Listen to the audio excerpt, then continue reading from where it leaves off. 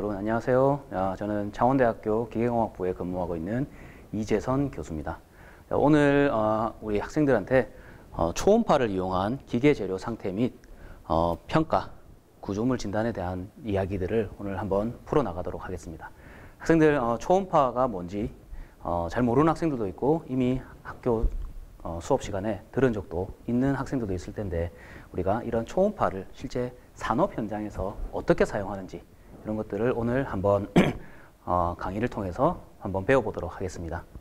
학생들, 오늘 주제는 초음파를 이용한 기계재료 상태 평가 및 구조물에 대한 진단 기법에 대해서 오늘 강연을 해보도록 하겠어요. 앞에 소개한 것처럼 저는 이제 창원대학교 기계공학부에서 근무하고 있는 이재선 교수입니다. 네, 저 연구실 이름은 NDEN SHM 랩으로 초음파를 이용한 구조물 진단, 비파괴 평가, 그리고 구조물 진단을 하는 그런 연구를 하는 실험실이 되겠어요. 자, 오늘의 주제는 전체적으로 학생들 처음 듣는 말일 텐데, 비파괴 진단, 비파괴 안전 진단이라는 게 뭔가에 대해서 먼저 소개를 하고요. 그리고 그 중에서 초음파를 활용한 비파괴 진단 기법, 그리고 향후 점점 발전해 나가는 미세 손상 진단 기술, 그리고 실시간 상태 진단 기술에 대해서 학생들에게 쭉 설명을 해주도록 할게요. 먼저 제 소개를 하면 저는 부산대학교 기계공학부에서 학사, 석사, 박사까지 공부를 했고요. 공부를 하는 내용에서 기계공학부 내에 있는 기계 시스템 설계 전공 분야에서 학습을 하고 학업을 하고 공부를 해왔어요.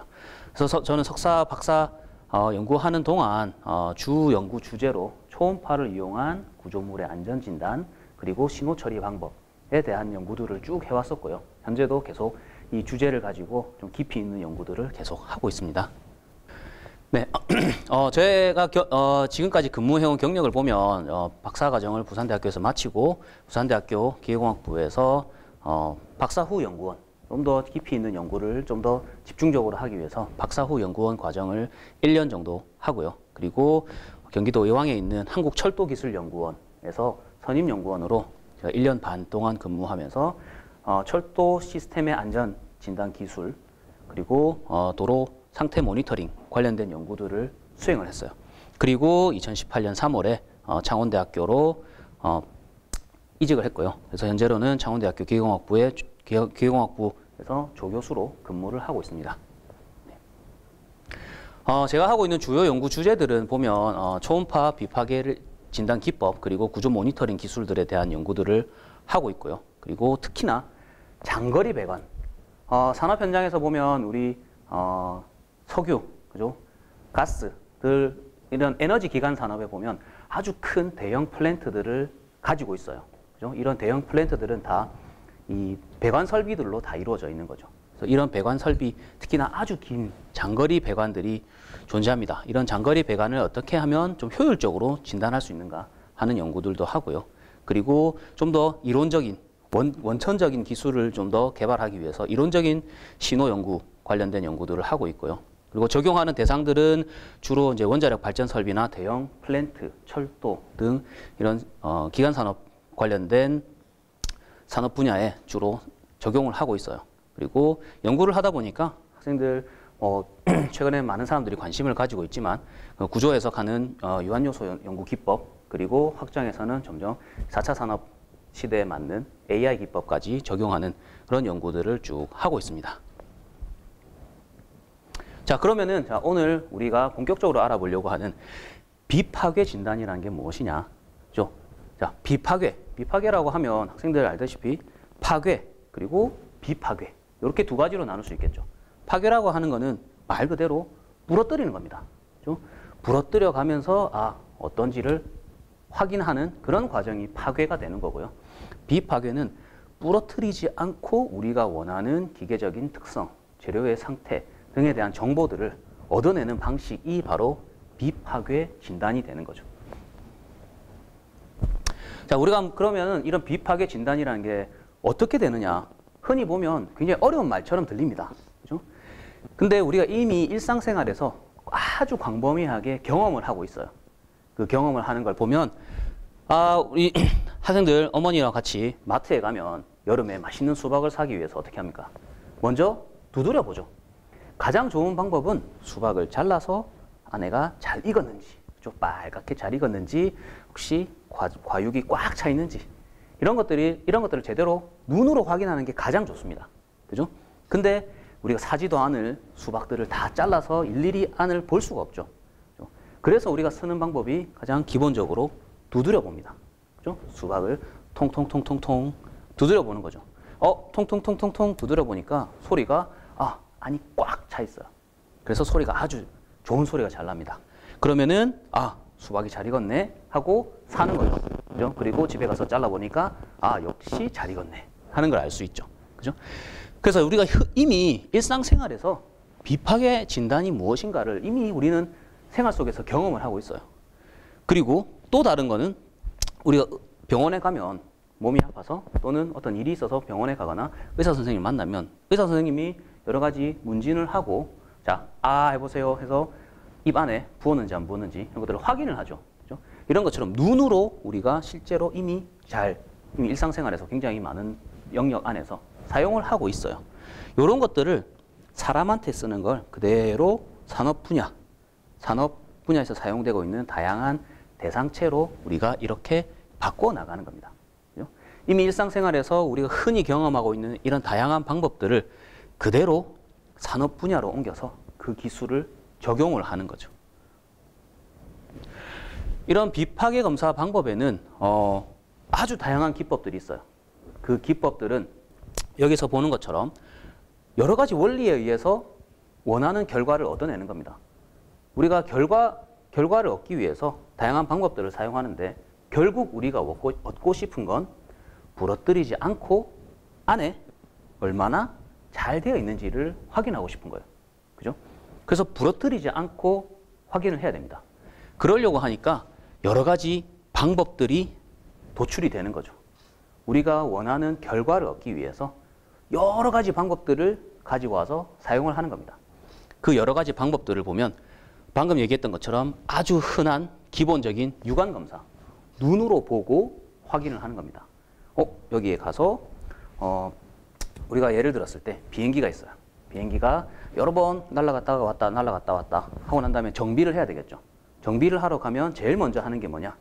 비행기 날개에 볼트, 리벳 부분에 결함이 있는지 없는지, 그죠? 부러진 데가 있는지 없는지 먼저 눈으로 이렇게 한번 쭉 살펴보는 거죠, 전체적으로. 그래서 이런 방법을 우리가 육안 검사, 그리고 이 표면상에 특수한 액체를 뿌려서 그 액체가 표면에 결함이 있으면 쑥 스며들겠죠. 이런 침투하는 그런 특성을 활용한 침투 탐상 검사 방법이 있고요. 그리고 방사선 투과 검사는 우리 일상생활에서 우리 병원에 가면 뭐 합니까? 엑스레이 찍어보죠. 그죠? 그리고 CT 찍어보죠. 그죠? 몸 속에 있는 우리 몸 속에 어떻게 되어 있는지를 몸을 우리가 수술하면서 개복하지 않고 알 수 있는 방법은 결국 이러한 기법들을 가지고 쓰는 거죠. 그래서 방사선 투과 검사는 엑스레이를 이용해서 우리 몸, 뼈 검사하는 것처럼 똑같이 산업 분야의 기계 재료에 대해서 방사선을 조사시키고 거기서 측정된 결과들을 우리가 가져와서 쓰게 되는 겁니다. CT 검사도 마찬가지죠. 그렇죠? 그리고 이제 전자기 원리를 이용한 자분 탐상, 그리고 와전류 탐상. 표면상에 어떤 결함이 생겨서 불연속하는 그런 면적들이 생기면 자기장이 형성되어 있는 곳에서 이런 특성들이 변화하게 됩니다.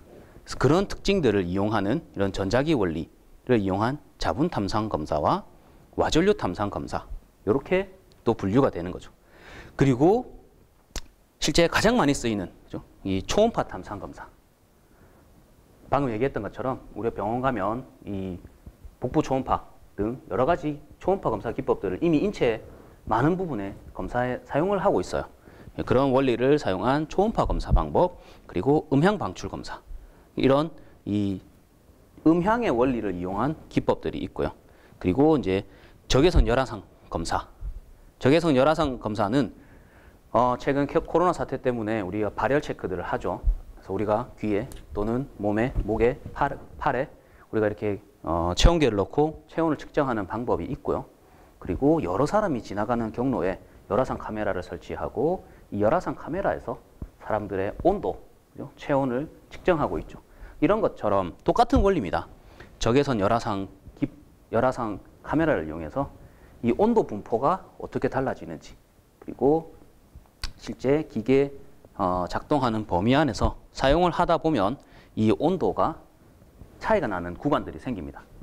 이런 구간들이 생기는 특성들을 우리가 잘 분석을 하면 그 재료의 상태를 우리가 모니터링 할 수 있게 되는 거죠. 그리고 또 새로운 검사 기법이 이제 누설 검사. 어떤 구조물이 있었을 때 안에 가스가 차 있는 배관이다. 그러면은 배관에 구멍이 났다라고 하면은 여기서 새는 이런 누설 특성들이 생기겠죠. 이런 것들을 검사하는 방법도 있습니다. 그래서 이런 다양한 검사 기법들은 그 사용하는 기본적인 원리에 의해서 광학의 원리, 그리고 방사선의 원리, 전자기 원리, 음향의 원리, 열의 원리, 누설의 원리, 이런 식으로 다양한 기본적인 근본적인 물리적 현상들을 활용을 하는 이런 기법을 지금까지 사용을 하고 있습니다. 그래서 실제 보면 이 비파괴 검사라고 하는 건 아주 다양한 기법이 있어요. 이거는 지금까지 설명한 거는 다 우리가 이미 광범위하게 사용하고 있는 기본적인 검사 기법에 해당하고요. 그리고 이 외에도 최근에 새로운 기술이 발전하면서 새로운 검사 기법들이 계속 다양하게 나오고 있어요. 자, 우리가 그 중에서 우리가 초음파를 활용을 하는데요. 이 초음파 검사는 실제 보면은 이미 의료용으로 굉장히 광범위하게 사용을 하고 있습니다. 그렇죠? 의료용으로 광범위하게 사용하게 되는 이유는 의료 분야에 사용되고 있는 다양한 기술들이 발전 속도가 조금 더 빠릅니다. 일반 산업 분야보다. 왜냐하면 중요도가 조금 더 높고요. 그리고 그 연구와 이런 모든 활동에 필요한 예산이나 비용들이 더 많이 집중되어 있기 때문에 발전 속도가 조금 더 빠른 겁니다. 그래서 의학용 초음파 진단에 보면 여기서 그림에서 보는 것처럼 배에 우리가 초음파 센서를 이렇게 대면 그 뱃속에 이렇게 아기가 있었을 때, 그죠? 아기의 상태를 우리가 눈으로 이렇게 영상으로 복원해서 볼 수 있는 거죠. 그래서 실제 이 사진을 촬영해 보면 이렇게 뱃속에 있는 아기의 형상을 이렇게까지 우리가 복원을 할 수 있고요. 이것뿐만 아니라 여기서 보면, 그죠? 이 실시간으로 이 태아의 상태를 이렇게 측정하는 이런 현상들을 볼 수 있습니다. 그죠? 실제 이 초음파 영상들은 다 우리 아기의 실제 모습이에요. 그래서 이런 식으로 이제 의료용에서 이 인체에 전혀 무해한 환경 안에서도 이렇게 초음파를 이용해서 이 다양한 검사를 할 수 있는 거죠. 그래서 이거는 이미 의학용으로 광범위하게 사용이 되고 있습니다. 자, 그러면은 여기까지 쭉 얘기를 해보니까 비파괴 검사, 부러뜨리지 않고 뭔가를 확인하는 방법이구나. 그죠? 그건 알겠어요. 그리고 검사 기법은 원리에 의해서 여러 가지가 이미 있어요. 그죠? 그 중에서도 우리는 초음파에 대해서 조금 더 알아볼 겁니다. 그러면은 초음파라고 하는 것은 무엇이냐? 초음파라고 하는 것은 여기 단위가 헤르츠, 그죠? 헤르츠 단위로 표현되어 있는데 이 초음파라고 하는 것은 진동 현상 중에 하나인데 그 진동 현상 중에 훨씬 더 빠르게 움직이는 진동 현상이라고 생각을 하면 됩니다. 그죠? 그래서 여기서 보면은 이 헤르츠 단위로 표현되어 있는 주파수 영역이 있고요. 주파수의 영역이 여기 1, 10, 100, 1000, 만 이렇게 쭉 이어져 있었을 때, 그죠? 진동의 영역은 1에서 10의 3승 범위 안에 있는 진동수를 가지는 영역에서 발생하는 걸 우리가 보통 진동이라고 부르는 거죠. 이런 진동 현상은 우리 집에서 흔히 보는 건 세탁기, 그죠? 세탁기에 보면은 세탁기 통 또는 드럼이 돌아가면서 하는 그런 진동 발생하죠. 그죠? 이런 그때 발생하는 이런 모터에서 발생되는 진동 현상들의 주파수 범위가 여기 안에 포함되는 거죠. 그러면은 자, 그것보다 조금 더 높은 영역으로 가면 우리가 이 낮은 영역에서도 진동 발생할 때 하는 소리가 나죠. 그죠? 진동 현상은 결국 이 떨리는 현상들이기 때문에 떨리는 현상이 발생하면 이 모터가 떨리면서 주변의 공기도 같이 떨게 만드는 거죠. 그죠? 그래서 그 공기가 떨리면서 이 소리가 같이 전파하면서 우리가 듣게 되는 겁니다. 그래서 이 영역 안에서는 진동이 발생하면 같이 소리도 발생을 하고 있어요. 그죠? 근데 주파수 대역이 점점 높아지면 진동 현상을 발생시키는 영역은 벗어나지만 우리가 흔히 귀로 들을 수 있는 소리의 영역으로 이렇게 넘어가게 되는 거죠. 그러면은 자, 우리가 소리의 영역은 사운드라고 해서 영어로 했을 때는 사운드, 그죠? 그리고 우리가 일반적으로는 음파라고도 얘기를 합니다. 그러면은 그 다음 단계인 초음파라고 하면, 그죠? 앞에 음파라고 하는 기본 용어에 초라고 하는 단어가 붙었어요. 그죠?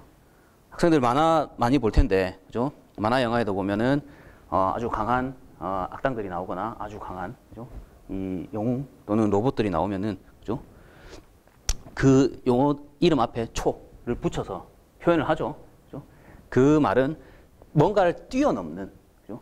훨씬 더 강한, 훨씬 더 큰 그 다음 영역, 이런 의미로 사용을 하는 거죠. 그래서 음파의 영역인 소리 영역에서 소리 영역을 벗어난 그 다음 영역이 초음파가 되는 거죠. 그래서 이 사운드 웨이브에서 울트라소닉 분야로 이렇게 넘어가는 거죠. 그래서 여기 영어에 보면 울트라라고 하는 단어가 붙어서 초음파가 되는 거죠. 그래서 초음파라고 하는 거는 우리 또 많이 봤어요. 그죠? 박쥐 또는 돌고래 등이 의사소통을 하는 수단으로 우리가 초음파를 사용을 하죠. 그죠? 그래서 박쥐 같은 경우에는 어두운 동굴 안에 있어서 잘 안 보이는데, 잘 안 보이지만 자기가 먹이를 찾아야 되죠. 그래서 먹이를 찾는 방법으로 사용을 하는 게 바로 초음파를 쏴주는 겁니다. 그죠? 초음파를 쏴서 맞고 돌아오는 영역을 우리가 이 박쥐가 듣는 거죠. 들어서 이렇게 해서 찾는구나 라고 하는 거죠. 돌고래도 마찬가지. 그리고 수중에서 잠수함들도 이러한 원리를 이용을 해서 이렇게 측정을 하고 찾아 나가는 거죠. 그래서 소리의 영역을 벗어난, 우리가 흔히 소리의 영역이라고 하는 것은 우리가 귀로 들을 수 있는 범위 안을 얘기하는 거죠. 그래서 소리의 영역을 벗어난 그 다음 영역에 있는 음파 현상을 우리가 초음파라고 이렇게 부르는 겁니다. 그럼 초음파라고 하는 거는 앞에 초라는 말이 붙어서 그렇지만 일반적인 이 진동 현상 또는 웨이브, 파가 움직이는 이런 웨이브 현상으로 표현되는 것과 동일합니다. 대신 주파수 영역이 조금 더 높은 영역에 있는 거죠. 그래서 여기 그림에서 보면 학생들, 자, 여기 끝에서 줄을 탁 튕기면 우리 학생들 긴 줄을 학생 둘이서 양쪽 끝에 잡고 한 명이 세게 탁 흔들면 흔들어진 그 모양이 쭉 이렇게 퍼져나가죠. 그래서 반대편 친구한테까지 갔다가, 그죠? 이런 현상들이 발생합니다. 그거랑 똑같이 초음파가 발생되는 현상은 어떤 움직임이 한번 탁 크게 생기는 거죠. 그래서 그 움직인 현상이 옆으로 계속 퍼져나가고 있습니다. 그죠? 근데 이렇게 쭉 퍼져나가는데 여기서 보면은 지금 요 실의 두께가 서로 다르죠. 그 실의 두께가 다른 두 개가 있었을 때 초음파가 이렇게 쭉 퍼져나가다가 서로 다른 재질 또는 특성이 다른 두 개가 있었을 때 하나는 반사되어 나가고 하나는 다시 또 투과되어 나가는 이런 현상이 발생하는 거죠. 대신 이거는 그대로 가는 게 아니라 요 두 개의 물질의 특성에 따라서 이 반사되고 전파되어 나가는 특성들이 조금씩 달라지는 거죠. 그리고 자, 이 그림에서는 회절 현상이 발생합니다. 여기서 보면 뒤에 전체적으로 우리 바닷가에서 봤을 때 아주 큰 파도가 저 멀리 바다에서 이렇게 쭉 오고 있어요. 같이 이렇게 오다가 이 방파제가 있는 곳에 오면 방파제를 방파제를 남기고 나머지 아주 좁은 문에서만 이 파도가 들어올 수 있는 거죠. 그죠? 이렇게 됐을 때 처음에는 분명히 저 멀리서 이렇게 일자로 다 같이 이렇게 쭉 오다가 여기 좁은 영역을 지나면서 그러니까 다시 모양을 바꾸어 버리게 되는 겁니다. 그래서 이런 현상을 우리가 회절이라고 부르는 거예요. 그래서 회절 현상들을 우리가 잘 조절하면 우리가 원하는 어떤 특별한 형태의 움직임을 만들어낼 수가 있어요. 그죠? 여기서 보면 하나짜리, 두 개짜리일 때 나타나는 패턴들이 완전 달라지게 되는 거죠. 그리고 굴절. 초음파 현상 중에 굴절이라고 하는 현상은 이렇게 설명하면 조금 복잡해 보일지 몰라도, 그죠? 두 개의 서로 다른, 여기 색깔이 서로 다른 두 개의 재질이 있었을 때, 이때 오는 처음에 이렇게 쭉 오다가, 그죠? 이 경계를 만났을 때, 다음 재질로 넘어갔을 때, 가는 방향이 이렇게 꺾여버리는 거죠. 이쪽으로. 그죠? 꺾여버리면서 이 전파되어 나가는 방향이 틀려지는 거죠. 달라지게 되는 거죠. 그래서 이런 현상은 우리 비커에 물 넣고 거기에 유리막대 탁 넣으면 유리막대가 밖에서 봤을 때 이렇게 꺾여서 보이죠. 근데 실제 유리막대는 그대로 있는 거죠. 그렇죠? 이런 현상, 왜냐? 빛도 우리가 눈으로 보는 빛도 마찬가지의 이런 웨이브 현상 중에 하나로 표현되기 때문에 그렇게 보이는 겁니다. 그죠? 그래서 굴절율이 달라지게 되는 거죠. 공기 중에서 물 속에서. 그런 것처럼 이 모든 재료, 공기, 물 또는 금속 재료, 어떠한 재료들 간에 초음파라고 하는 이런 음파 현상들이 퍼져나갈 때 그 특성들이 다 있어요. 그래서 이런 특성들을 우리가 잘 조합을 해서 활용을 하는 겁니다. 초음파라고 하는 거는 일반적으로 크게 나누면 최적파와 유도 초음파라고 하는 분류로 나눌 수가 있어요.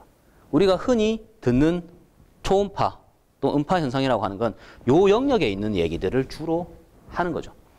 종파, 횡파 이렇게 우리가 분류할 수 있고요. 유도 초음파에는 뭐 표면파, 램파, 원통형파 등 여러 가지 추가적인 움직임의 패턴들로 표현되는 것들이 있습니다. 그러면 종파와 횡파는 어떻게 분류가 되느냐? 그죠? 종파, 횡파 우리 과학 시간에 보면 이런 실험들을 하면서 설명을 들어요. 근데 실제로 어떻게 움직이는가를 보면 우리가 입자의 관점에서 보면 조금 더 이해하기가 쉬워요. 그죠? 종파라고 하는 건 이 입자가 자기가 움직이고 있어요. 계속. 움직이고 있는데 입자가 움직이는 방향과 실제 이 움직임이 쌓여서 퍼져나가는 방향이 서로 같은 거예요. 그래서 여기서 보면은 여기 하나의 입자만 본다면 이 입자는 계속 요렇게 그죠? 이렇게 왔다 갔다만 하고 있어요. 근데 전체적으로 이렇게 보니까 전체적으로 이렇게 흘러가는 것처럼 보이는 거죠. 그죠? 그래서 파동이 진행해 나가는 방향이 매질에서 이 하나의 입자가 진동하는 방향과 같은 거죠. 그래서 이런 현상을 우리가 종파라고 부르고요. 횡파는 입자는 여기서 그림에서 보면 입자는 아래 위로 이렇게 움직이고 있어요. 그죠? 근데 이 멀리서 이렇게 그림을 보면 얘는 파는 전체적으로 이쪽 방향으로 흘러나가고 있는 거죠. 그래서 이 파동이 진행해 나가는 방향과 입자가 움직이는 방향이 서로 수직인 그런 형태의 움직임을 우리가 횡파라고 부르는 거예요. 근데 여기 뒤에 보면 SH, SV로 나누는데 이거는 우리가 3차원 공간으로 생각해 보면 초음파가 이쪽으로 나가면 입자가 이렇게 움직일 수도 있고 이렇게 움직일 수도 있겠죠. 그죠? 그래서 그걸 두 개를 나눈 게 SH와 SV. shear horizontal, shear vertical. 그죠? 수평 방향, 수직 방향. 이렇게 지금 3차원 공간으로 생각했을 때 이렇게 두 개로 더 나눌 수 있게 되는 거죠. 근데 이러한 이 초음파가 전파되어 나가는 특성들은 여기 뭐 복잡한 기호들로 표현되어 있지만 여기서 보면 결국 밀도 그리고 이 재료 상수로 표현이 되는 거예요. 종파의 속도, 횡파의 속도. 이 속도는 결국 재료가 가지고 있는 고유의 물성, 특성으로 그냥 결정이 되는 겁니다. 그렇죠? 그래서 재료가 결정이 되면 이 재료에서 전파되어 나가는 초음파의 특성들은 똑같다라는 거죠. 이렇게 결정이 되는 겁니다. 근데 실제로는 이론적으로는 우리가 이렇게 표현을 하지만 실제로는 우리가 온도가 조금 달라지거나 재료 자체의 조성이 조금 달라지거나 이렇게 하면은 여기서 이 변화가 생기겠죠. 그죠? 그런 미세한 변화들을 우리가 활용을 하는 겁니다. 그리고 유도 초음파라고 하는 거는 앞에서 봤던 방법과는 조금 다른 거죠. 여기서는 전체적으로 이 아주 멀리까지 갈 수 있는 그런 물리적 특성들을 가지고 있어요. 그래서 검사하려고 하는 이 초음파가 전파되어 나가는 그 전파 검사체의 기하학적 형상을 따라서 쭉 같이 가는 겁니다. 그래서 유도 초음파라고 부르고요. 여기서 앞에 유도라고 하는 거는 우리가 미사일 쏘면 미사일이 그 타겟을 따라서 쭉 가는 걸 우리가 유도 미사일이라고 부르죠. 그것과 똑같은 의미가 되는 겁니다. 그래서 검사 대상의 형상을 따라서 쭉 같이 흘러가는 그런 형태의 파형이 되는 거죠. 여기서 보면 한 가지 특성이 그 분산성이라고 하는 게 있어요. 분산성이라는 게 뭐지?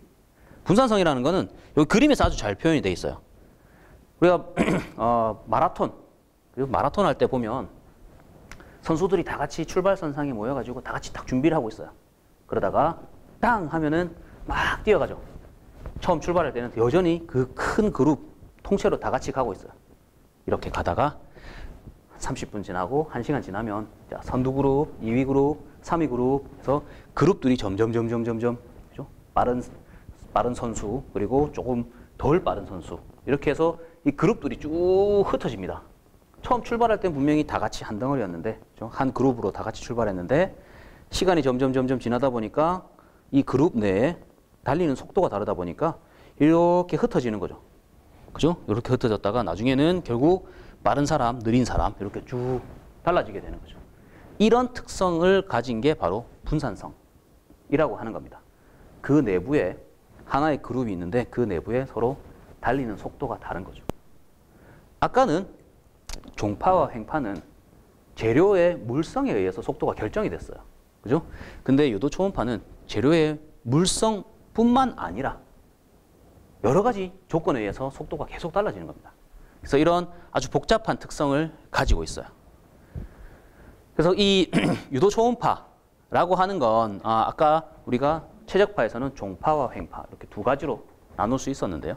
유도 초음파 같은 경우에는 표면을 전파하는 렐레이, 서페이스 웨이브 그리고 평판, 사각 평판 구조에서 흘러가는 램 웨이브 그리고 SH 웨이브 그리고 스토니 웨이브 등 그리고 장거리 배관 그죠? 원통형 구조물에서 퍼져나가는 그런 특성을 가진 초음파 이렇게 여러 가지로 우리가 분류를 할 수 있어요.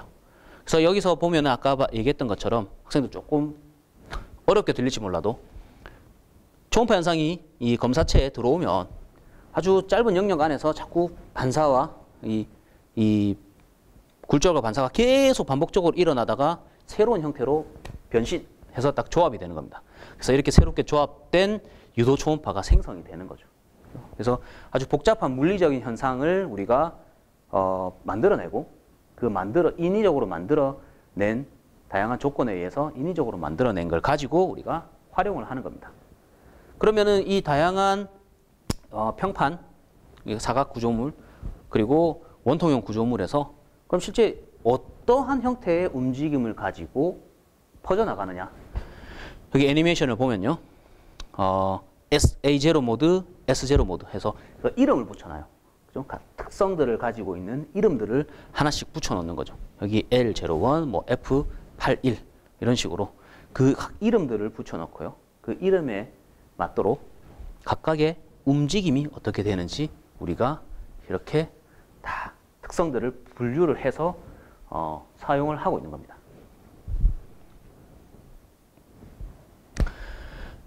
자, 그러면은 이런 초음파를 만들려고 하면 어떻게 만들어야 될까요? 초음파가 생겨서 퍼져나가는 거는 이제 알겠어요. 그죠? 초음파가 종파, 횡파, 다양한 유도 초음파가 있구나. 라고 하는 거는 이제 조금 알겠어요. 그죠? 그러면 이런 초음파는 도대체 어떻게 만드느냐? 그죠? 이게 궁금하죠? 일반적으로는 다 전기적인 신호로 만들어냅니다. 그죠? 전기적인 아주 짧은 시간 안에 생성시킬 수 있는 볼테이지 변화량을 가지고 우리가 전기적으로 신호를 이렇게 막 만들어낼 수 있어요. 근데 전기적인 신호를 아무리 만들어도 우리가 실제 물리적으로 변화되는 형태로 만들어줘야 됩니다. 그래서 그때 사용하는 탐촉자, 센서들이죠. 탐촉자들을 우리가 크게 사용하는 재료의 측면에서 본다면, 그리고 그 초음파를 만들어내는 방식으로 본다면 앞전 소자를 이용한 탐촉자, 그리고 자기 변형 특성을 활용한 탐촉자, 그리고 그 외에 다양한 방법들이 있어요. 그래서 대표적인 걸 설명을 해드리면, 이 앞전 소자라고 하는 거는 아주 독특한 특성을 가지고 있어요. 얘네가 전기적인 신호를 받으면, 그러니까 전기 신호를 주면 얘가 가만히 고체 상태에서 가만히 있다가 갑자기 막 움직입니다. 변형이 일어나는 거죠. 반대로 얘가 가만히 있는 걸 우리가 힘을 꽉 줘서 압축시키거나 잡아당겨서 늘리거나 이런 물리적인 변형을 만들어내면 얘가 반대로 전기적인 신호를 만들어냅니다. 이런 앞전 소자의 특성을 활용한 PGD 센서들을 사용을 하는 방법도 있고요. 그리고 이런 특정한 패턴을 갖추고 여기서 전기 신호를 보내주면 플러스 마이너스 플러스 마이너스 플러스 마이너스 또는 전자기상이 생기면 N극, S극, N극, X극이 이렇게 쭉 생성이 되겠죠.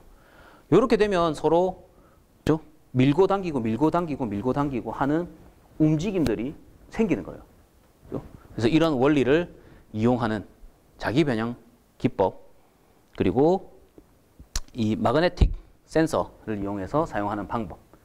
또 다른 거는 아주 물리적인 변형을 일으켜서 일부러 생성하는 방법도 있어요.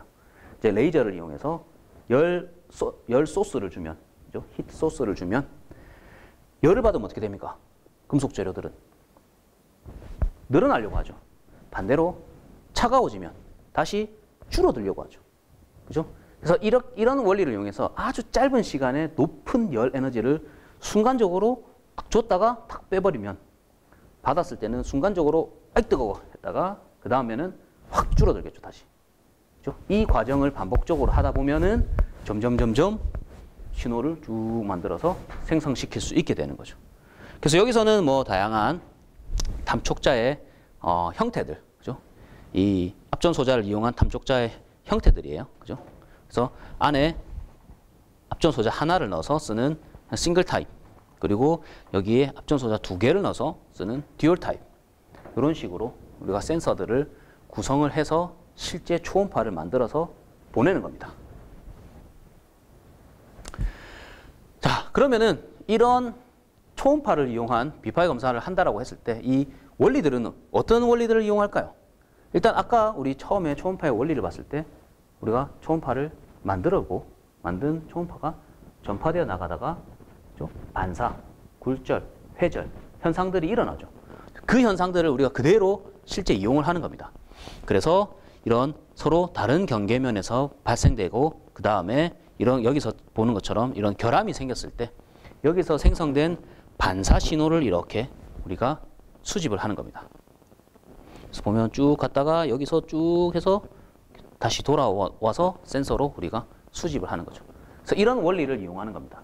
그래서 이 신호를 보고 결함의 위치가 어디구나, 크기가 얼마나구나, 이런 것들을 우리가 판단을 하게 되는 거죠. 그리고 결함의 위치는 여기서 보는 것처럼 센서가 출발하면 센서에서 출발한 신호가 갔다가 돌아온 신호를 수집해서 어디서 신호가 돌아왔구나 하는 걸 측정을 하게 되는 겁니다. 그래서 여기서 보면은 초음파 전파 특성은 앞과 분류를 나눴던 최적파와 유도 초음파. 여기서 전파 거리가 길다 짧다. 그죠? 그래서 최적파는 우리가 제한되어 있는 영역 안에서 검사할 때 사용하는 방법들이 되는 거예요. 그리고 유도 초음파는 아까 얘기했던 것처럼 검사 대상을 따라서 쭉 흘러간다라고 했죠. 그래서 아주 멀리까지 검사를 할 수 있는 겁니다. 그래서 여기서 예제를 보면, 자, 이거는 초음파가 전파하는 형상을 우리가 모델링한 거예요. 그죠? 유한요소 해석을 한 건데, 여기서 보면은 전파 거리가 30mm입니다. 그죠? 30mm. 요 그림에서 보면은 이거는 전체 배관 5m짜리 배관에서 초음파가 전파되어 나가는 현상을 모델링을 한 거예요. 엄청 차이가 많이 나죠. 그죠? 그래서 종파, 횡파는 아주 제한된 영역 안에서 주로 사용을 하는 이런 의미가 되고요. 그리고 유도 초음파 같은 경우에는 아주 멀리까지 퍼져나갈 수 있는 이런 특성을 활용을 하는 거죠. 여기 뭐 굉장히 옛날 사람들이 많이 있는데, 그죠? 유도 초음파 연구의 역사에 보면 1870년대부터 해서 쭉 많은 사람들이 연구를 해왔어요. 여기서 보니까 아까 레일레이, 램 이런 사람들을 봤죠? 그죠? 분류해서 사람들의 이름, 발견한 사람의 이름을 따와서 쓰고 있어요. 그리고 쭉 해서 1900년도 나와서 1970년대, 80년대, 90년대에서 현재까지 이렇게 쭉 되고 있는 거죠. 여기서 보면은 아주 유명한 노스웨스턴, 미국 노스웨스턴 대학의 얀 아켄바흐 교수님하고 펜스테이트의 로즈 교수님이 있는데 여기 보면 그죠? 여기 할아버지 있고 제가 있죠. 여기도 여기 할아버지가 있고 그죠? 제가 있고 같이 이 두 분과 같이 저는 같이 이쪽 분야에 대한 연구들을 쭉 같이 해왔습니다. 자 그러면은 자 이제 초음파가 뭔지도 알겠고 이제 어떤 원리로 검사하는지도 알겠어요. 그리고 초음파가 어떤 종류가 있는지도 알겠어요. 그러면은 왜 해야 될까? 그죠? 이런 것들을 왜 산업 분야에 왜 써야 되냐? 일단 기본적으로 아까 얘기했던 것처럼 비파괴 진단이라는 게 파손 없이 안 부러뜨리고도 우리가 재료의 상태를 알 수 있기 때문에 굉장히 좋아요. 그렇죠? 그리고 굉장히 시간과 비용을 많이 줄일 수도 있고요. 사고가 발생하면은 일단 기본적으로 대형 산업시설 같은 경우에는 일단 사고가 나면은 인명피해, 재산피해가 굉장히 큽니다. 이런 것들을 미리 방지할 수 있고요. 그죠? 그리고 이런 뭐 원자력 발전소뿐만 아니라 다양한 기계 대형 구조물들을 사용할 수 있는 기간을 조금 더 연장을 한다라는 건 굉장한 경제적인 효과를 가져올 수 있는 거죠. 여기 그림에서 보는 것처럼 철도 탈선 사고 그리고 아주 일어났으면 안 되는 위험한 일이지만 그죠? 일본의 후쿠시마 원전 폭발 사고 뿐만 아니라 여기서 보면 미국의 하와이에서 이 알로하 항공에서 항공기를 운행을 하다가 정비를 제대로 안 해서 그죠? 이 결함이 생기고 이 결함이 하늘로 올라가면서 갑작스럽게 비행기가 쭉 찢어지는 이런 현상이 실제로 발생을 했어요. 그죠? 한 번 더 볼까요? 실제로 비행기 날아가다가 그죠? 여기서 작은 결함이 있었는데 압력차가 생기면서 순간적으로 쫙 찢어져서 동체가 통째로 날아가 버렸어요. 그래서 다행스럽게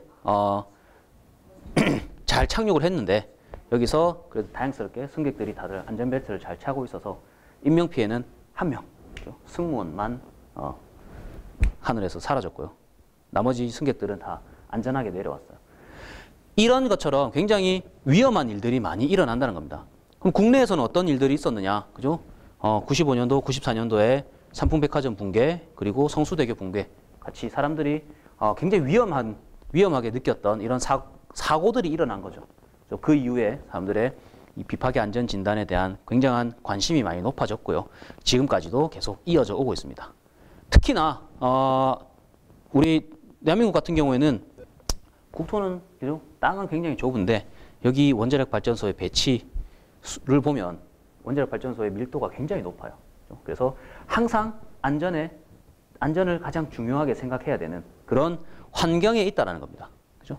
그래서 초음파 비파괴 진단 기법에는 이 다양한 이론 해석 그리고 전산 모델링, 시험편을 만들어서 실험하고 분석하고 그리고 이런 기술 개발이 완료가 되면 실제 산업 현장에 적용을 해서 새로운 기술들을 적용을 하는 거죠. 뭐 여기 그림에서 보는 것처럼 학생들한테 이 수식을 설명하기 위한 건 아니고요. 이런 과정으로 된다라는 거를 설명해 주려고요. 자, 이런 식으로 이제 이론적 해석 모델들을 개발을 하고요.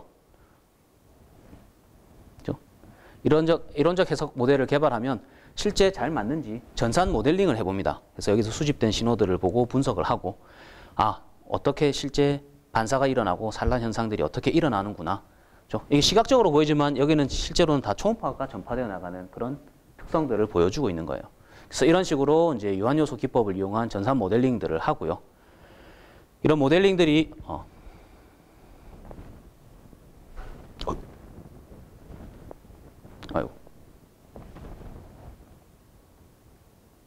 자, 이런 모델링들이 되고 나면 이렇게 시험편을 실제 제작을 해서 실제 실험을 해봅니다. 그렇죠? 그래서 우리가 앞에서 개발한 이론 모델, 전산 해석 모델, 그리고 실험이 잘 맞는지 검증을 하는 거죠. 그래서 이렇게 검증된 기술들을 가지고 산업 현장에 적용을 하는 겁니다.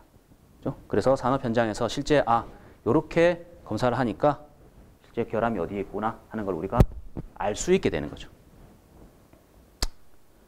그뿐만 아니라 이 다양한 이 검사에서 우리가 이런 시험편들을 이 검사 기법들을 많이 적용하는데요. 여기 그림이 잘 안 나오네. 유도 초음파 이용해서 원주 방향의 코팅, 실제 여기 그림이 코팅이 떨어져 나가는 이런 현상들을 측정하는 이런 예제예요. 그리고 이거는 우리가 금속 재료만 하는 게 아니고, 그죠? 다양한 재료에 대해서 다 적용해서 사용을 할 수가 있어요.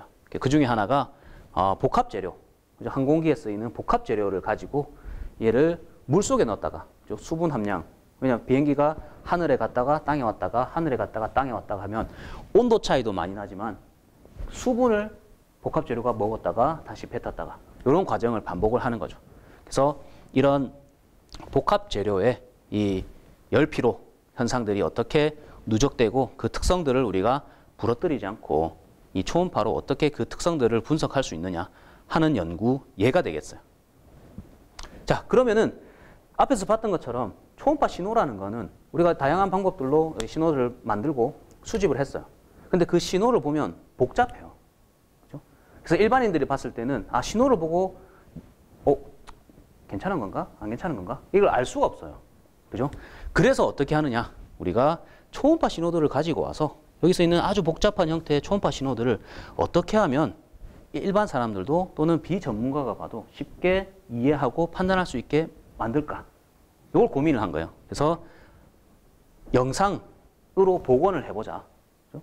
복잡한 초음파 신호를 눈으로 봤을 때 쉽게 이해할 수 있도록 이렇게 영상으로 복원을 하는 방법들을 우리가 계속 개발을 하고 있어요. 이거는 아까 우리 의료용으로 봤을 때 실제 의료용으로서는 굉장히 많이 발전되어 있어요. 그죠? 근데 인체에 사용하는 것과 이 실제 산업 현장에 사용되는 것은 여전히 차이가 좀 있어요. 그래서 이런 것들을 보정해주고 아까 얘기했던 것처럼 더 넓은 영역에 대한 검사 방법들도 이렇게 고민을 하고 있는 거죠. 그리고 이제 그 다음으로 이제는 지금까지 아주 큰 영역에 대해서만 얘기를 했어요. 자, 여기 구글 어스 이미지를 보면 자, 우리가 저기 멀리 우주에서 지구를 보고 있어요. 그러다가 자, 좀 더 확대해서 자, 한반도를 봤어요. 좀 더 확대해서 자, 지금 제가 일하고 있는 경상남도 창원. 더 확대해서 경상남도 창원시 안에 있는 창원대학교. 여기서 더 확장을 해서 보니까 제가 근무하고 있는 기계공학부가 있는 53호관, 그죠? 공대 3호관.